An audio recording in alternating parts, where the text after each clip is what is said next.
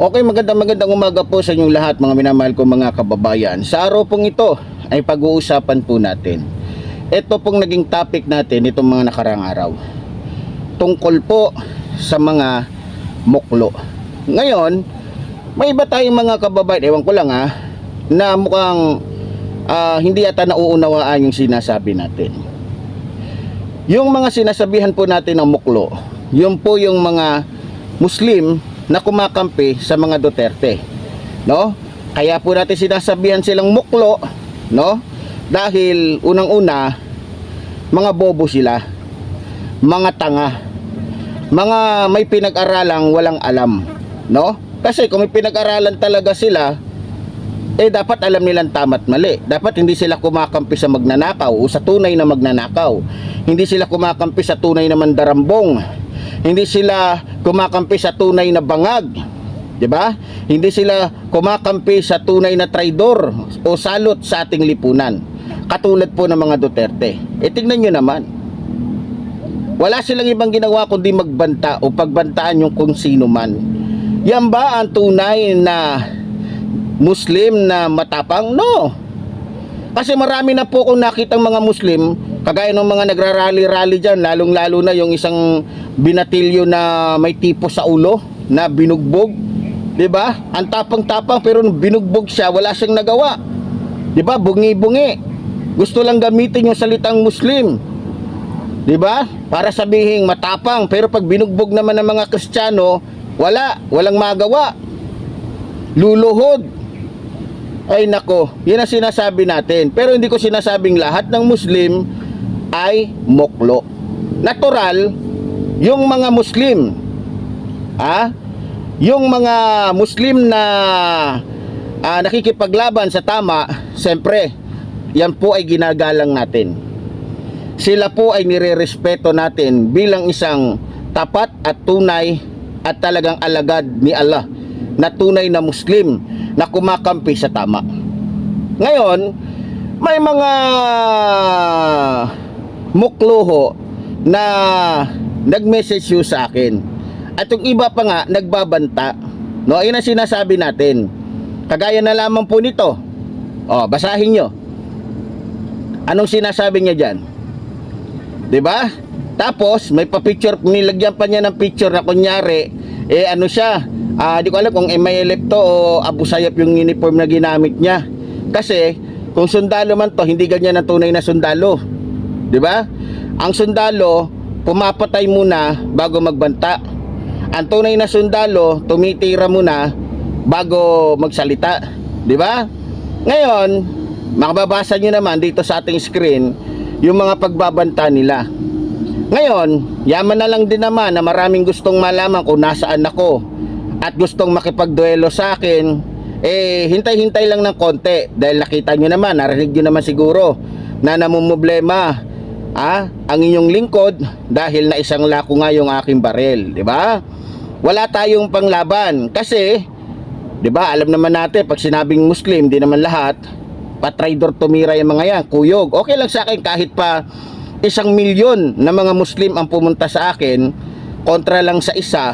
Alam ko naman hindi naman lalaban yung mga yan ng isahan 'di ba? Wala namang Muslim na lumalaban na isahan, lalo na't kapag alam nila na may kakayahan din na makipaglaban yung taong kaharapin nila.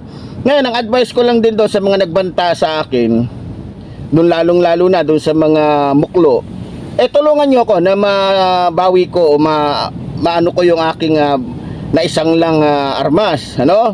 At pagkatapos noon, ibibigay ko na sa inyo yung tamang address ko, pero dapat gusto ko marami kayo kasi sasayangin nyo lang yung oras ko kasi kung isa, dalawa, tatlo, apat, lima, kulang kulang kayo kulang, kailangan marami kayo kasi yung katumbas kasi, yung sa akin kasi, para sa akin lang ang katumbas ko kasi 100, no? Kung gusto mo, yung mga nagbabanta sa akin, magdala ka ng 100, siguro okay na sa akin yon. Medyo kontento na ako doon, no? Kasi kung titira ako, gusto ko maramihan na. Kasi kung, wala. Sinasabi ko nga sa iyo, kayong mga muklo, unang-una, doon sa mga naghamon, mag-practice muna kayo mag-practice muna kayong mano-mano, tapos mag-practice din kayo ng kayo, gamitin, baka mamaya pan-display lang yung mga armas ninyo, hindi naman nagagamit yan. Ngayon, doon sa mga atat na ako ay makita at doon sa mga nagre-request na tanggalin yung mask ko, hindi pa naman po ako nasisiraan ng ulo. Hindi pa rin po ako nawawalan ng pag-asa sa mundo dahil ayoko mami maalis siya. Natitirahin na lang patalikod, lalong-lalo na mga Muslim na muklo ang nagbabanta sa atin, 'di ba? Na kung saan hindi naman tumitira ng harapan yung mga yan puro patalikod Yan nga style ng mga yan Diyan sila magaling. Duterte style. 'Di ba? So ngayon doon sa mga kakampi ng matandang Tolonges na ito, huwag na kayo magsayang ng oras. Kung nasasaktan kayo sa sinasabi ko, totoo naman ang sinasabi. Ano ba kasinungalingan na sinasabi ko?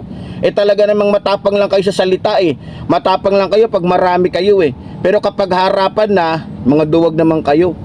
Ha? Sa totoo lang, marami pong mga kaibigan nating Muslim ang talagang natuwa sa sinabi ko. Dahil nauunawaan nila ang ibig sabihin ng muklo. Hindi sila nagagalit. Kasi alam nila yung sinasabi kong muklo, yun lang yung mga maka-Duterteng mga Muslim na hindi ginagamit ang utak kahit may mga utak naman. Tama? So ngayon, ulitin ko yung muklo po ay para lamang sa mga maka-Duterteng Muslim.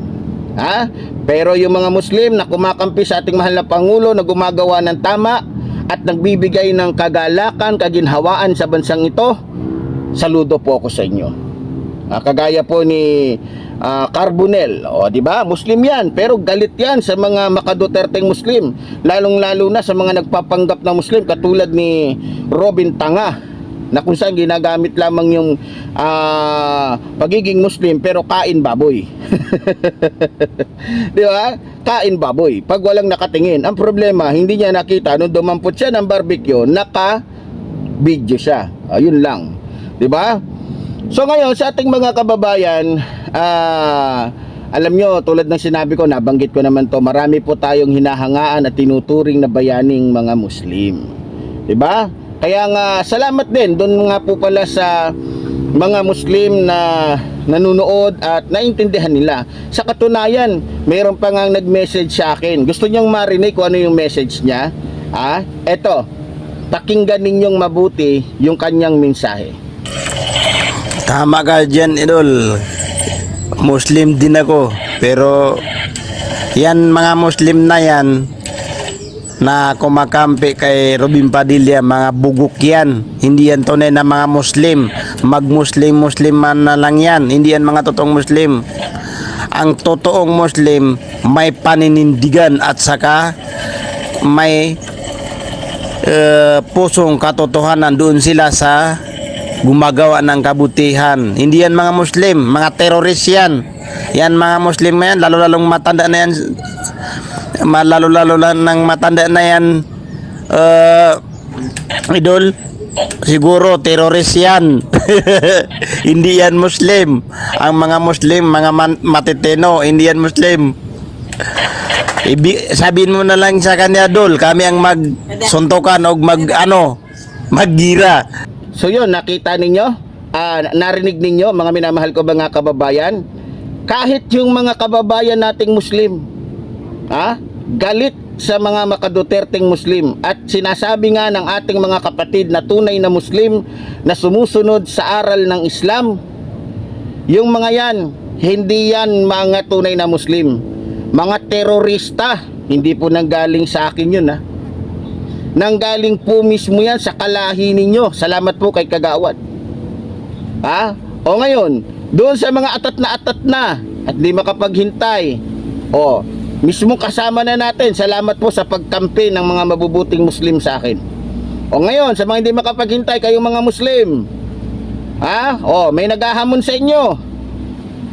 Habang wala pa sa akin yung armas ko, ito, may naghahamon sa inyo, baka gusto niyo muna pagpraktisan itong ating kapatid. Di ba? Nagaling na rin sa kanya, hindi naman natin sa tinutubo yung ating kapatid, nanggaling din sa kanya yan. Di ba? Ngayon, tahimik kayo. Sinasadyan, makikita kung talaga mga Muslim kayo, matatapang kayo. Sige nga. Dyan pa lang, Muslim sa Muslim. Mismong si Kagawad nang naghahamon sa inyo. Lalong-lalo na yung matandang muklo na ito, na kung saan Kaya lang naman nagkakaganyan dahil gusto ng posisyon. Kahit naman anong tinakbuhan ng matandang ito, wala namang ipinanalo to. Dahil unang-una, ano naman nga naman papanalo nito? Sa itsura pa lang nito, itsura ng alkansya na kung saan lagi nauubusan. Di ba?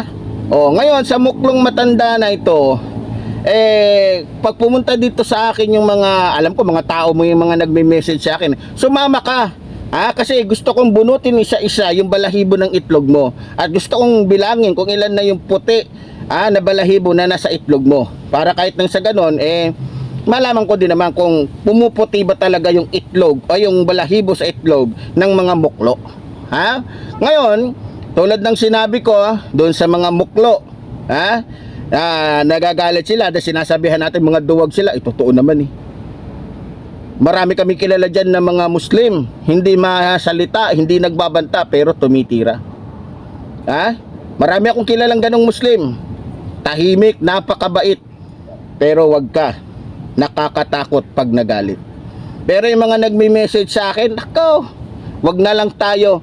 Unang-una, mag-aral muna kayo ng kombatan kasi sabi ko nga, ang katapat kasi ni Epifanio Labrador is 100 tao na Muslim, kaya practice muna. Kailangan mag-practice kayo siguro mga 10 taon, no? Practice kayo ng 10 taon, mag-aral kayo gumamit ng kutsilyo, ng arnis. Siguro pwede na 'yon, no? Pwede na 'yon. Pwede na kayong lumaban sa akin. Pero yung ganyan na sasabihin nila, matapang ka lang kasi nakamas ka. Hindi sa nagtatapang-tapangan tayo. Ito'y paraan po, mautak lang ako. Matalino lang talaga akong sadya. Dahil kung pumarehas ako katulad kay Mima Alicia, malamang Mima Alicia na rin ako ngayon. No? Kaya ginagamit ko lang ang utak ko. No? Ginagamit ko lang. Kayo kasi walang mga utak. Mga utak gulunggong kasi kayo. Kaya ganon. Ganon pa man, doon sa mga Muslim, ulitin ko hindi po lahat ng Muslim ay muklo. Yung mga Muslim na nakikipaglaban sa katotohanan at kakampi ng ating pangulo, yan po ang totoong mga Muslim na sumusunod sa aral ni Allah, sumusunod sa aral ng Islam, at sila po minamahal at ginagalang natin. Ngayon, doon sa mga Muslim na maka-Duterte na karamihan ay nabayaran at naghahangad ng kapangyarihan, at sabi nga nung kapatid natin na si Kagawad, mga bandido o terorista pala, magbagong buhay na kayo. Handa naman kayong tanggapin ng gobyerno. Mabait ang gobyerno natin, lalong-lalo na't ito ay administrasyong Marcos. Tinatanggap naman namin yung mga muklo, no? Handa namin kayong alalayan, kayong mga muklo. Handa namin kayong turuan ng tama't mali kasi nga mga muklo nga kayo di ba? Ngayon doon sa mga nag-message sa akin ng mga muklo, kung hihingi kayo ng tawad sa akin, patatawarin ko naman kayo. Kasi mabait naman tayo, no? Kasi alam ko naman dahil sa kakulangan ninyo ng pag-iisip, kakulangan ninyo ng siguro wala kayong mga, 'di ba? Hindi kayo tinuturuan ng mga magulang ninyo, o baka ang idol nyo kasi mga Duterte kaya ugaling kriminal kayo, tuturuan namin kayo. Handa naman namin kayong turuan, alagaan para maturuan ng tamang asal, So sa mga muklo na gusto magbagong buhay, mag-message lang kayo sa akin. Wag na banta-banta.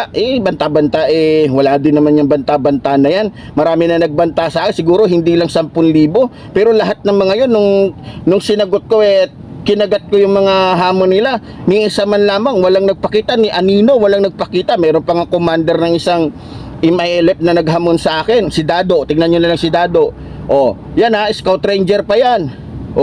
Nung kinasahan na natin, inaano natin, wala na, naduwag na. Lalo na itong mga muklong ito. Ano naman laban ng mga muklong ito sa akin? 'Di ba? Sinasabi ko, kayo mga muklo, magbagong buhay na kayo. Huwag niyong i-idol ang mga Duterte na utak kriminal. Tingnan nyo, pati utak ninyo ngayon, utak kriminal na rin. Wag, mahuhulog kayo sa impero, dadalhin lang kayo sa impero ng mga Duterte. Ang panawagan ko sa mga muklo, magbagong buhay na. Huwag na welga-welga dyan, ang gugulo lang kayo Tapos pag napalo naman kayo sa puwet ng mga pulis, sasabihin pa ninyo, papakita niyo kunyari kayo pa yung biktima. Huwag naman ganun. Nagdadrama-dramahan pa kayo. Palalabasin nyo pa na masama ang mga pulis. Tignan mo naman talaga itong mga terorista na to. So ganun pa man, muli, ang paalala ko doon sa mga kababayan nating muklo, magbagong buhay na kayo. So yun lang. So muli po, tulad po ng sinasabi ng yung lingkod, mabuhay po ang ating inang bayan, mabuhay po nagmamahal sa ating inang bayan. Maraming salamat po.